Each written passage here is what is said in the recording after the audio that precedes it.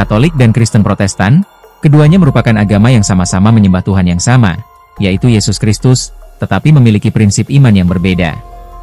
Pada awalnya, Katolik dan Protestan adalah satu agama, yaitu agama Katolik.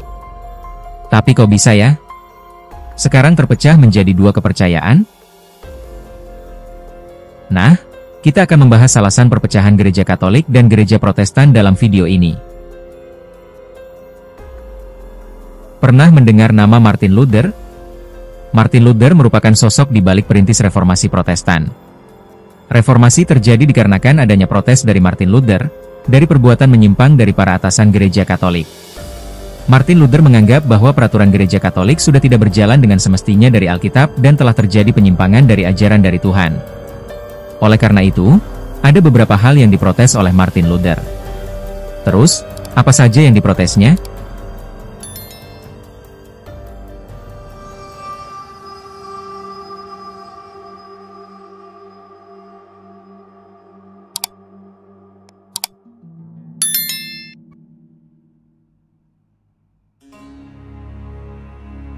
Satu, penyogokan.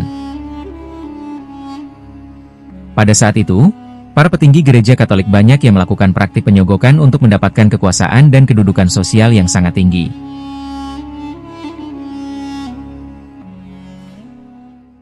Kedua, perilaku amoral dari Paus.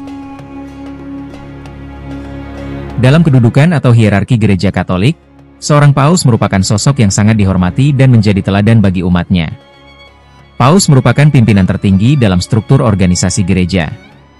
Dalam ajaran Katolik, seorang Paus tidak boleh memiliki hubungan dengan lawan jenis, seperti menikah, apalagi melakukan perzinaan, karena bertujuan untuk fokus melayani Tuhan saja.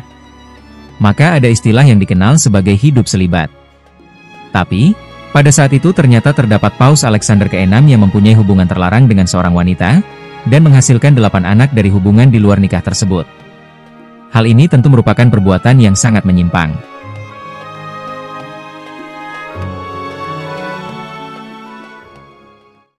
Tiga, penyalahgunaan sakramen suci. Sakramen adalah ritual suci yang sakral dan harus dilakukan dengan benar. Sakramen merupakan bagian sentral dari ajaran dan doktrin umat Katolik. Sakramen merupakan tanda kehadiran Tuhan dalam hidup manusia. Pada zaman Martin Luther, sakramen sering disalahgunakan dan disembah secara berlebihan. Terlebih terhadap benda-benda keramat yang menimbulkan kepercayaan yang tidak masuk akal pikiran. Padahal menurut keyakinan Kristen, alat-alat sakramen hanyalah perantara untuk kita lebih dekat kepada Tuhan dan bukan menjadi sumber keselamatan. Kepercayaan yang berlebihan terhadap suatu benda sudah melanggar perintah Tuhan, yaitu tidak boleh menyembah berhala.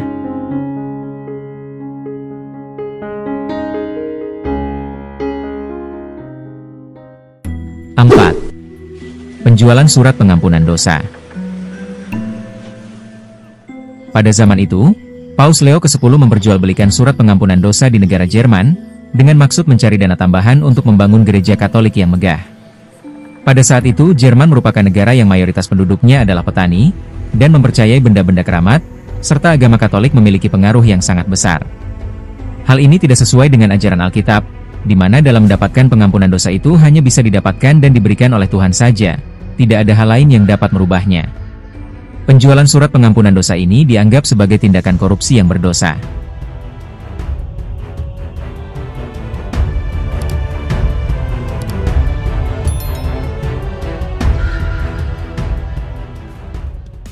Kemudian perpecahan antara gereja Katolik dengan gereja Protestan. Alasan-alasan tadi memicu aksi Martin Luther, yaitu menerbitkan serta menempelkan 95 tesis di depan gereja Wittenberg pada 31 Oktober tahun 1517, yang di dalamnya menguraikan berbagai praktik penyalahgunaan dari gereja Katolik. Hal ini dianggap sebagai awal mula penyebab perpecahan antara gereja Katolik dan reformasi pendirian gereja Injili. Kemudian pada tahun 1520, Martin Luther meminta Kaisar Roma untuk segera mereformasi gereja dan berhenti tunduk pada kekuasaan Paus. Untuk meredam kemarahan dari Paus Leo ke-10, Kaisar Charles ke-10 meminta Martin Luther untuk meminta maaf, tetapi menerima penolakan dan tetap bersikukuh bahwa apa yang ia katakan itu benar. Hal ini membawa Martin Luther pada pelariannya dan bersembunyi di Kastil Wartburg. Di sana ia menerjemahkan Injil ke dalam bahasa Jerman. Dengan perkembangan mesin ketik, mulailah menyebar ajaran dari Martin Luther, dan banyak orang yang setuju dan mendukung pemikiran dari Martin Luther. Orang-orang yang mendukung pemikiran Martin Luther ini akhirnya menjadi pengikut yang dinamakan Protestan. Sehingga Katolik dan Kristen Protestan menjadi dua agama yang berbeda. Untuk itu wajarlah jika keduanya memiliki banyak kesamaan, karena Kristen Protestan berasal dari satu agama yaitu Katolik.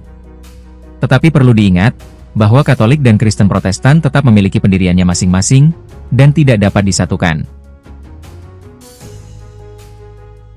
Perbedaan ini dapat dilihat dari perbedaan sakramen antara satu dengan yang lainnya.